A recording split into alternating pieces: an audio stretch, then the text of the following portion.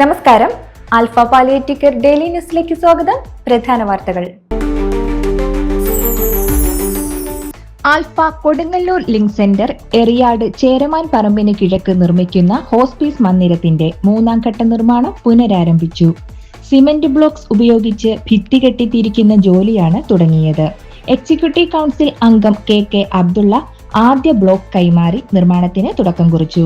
Centre president K Khadeejabi, നിർമ്മാണ committee അംഗങ്ങളായ Venattu Kareem, Thaha, K Saidu, engineer Muksin, Iqbal, Jamal Thuduppully എന്നിവർ സന്നിഹിതരായിരുന്നു. പറപ്പൂർ കോലത്തുനാട് അരക്കുളത്തിൽ പരേതനായ കുമാരൻ ഭാര്യ കമലം നിര്യാതയായി. 88 വയസ്സായിരുന്നു.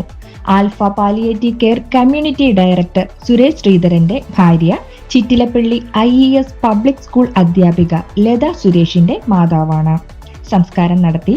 മക്കൾ Sulekha, retired teacher, SN GHS Karamukku, Girija, Hari Dubai, Latha അധ്യാപിക IES public school Chittilappally, Sunil business. Pension വിതരണത്തിന്റെ ഭാഗമായി മെയ് മാസത്തെ പെൻഷൻ വിതരണം ആരംഭിച്ചു.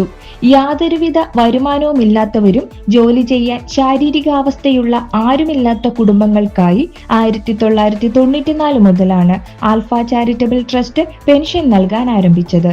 പ്രതിമാസ പെൻഷന് പുറമെ ഈ കുടുംബങ്ങളുടെ ചികിത്സയ്ക്കായും മറ്റ് ആവശ്യങ്ങൾക്കും ട്രസ്റ്റ് സഹായമായി പ്രവർത്തിക്കുന്നുണ്ട്.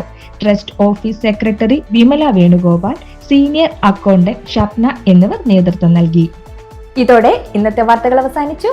ജയ് ഹിന്ദ്.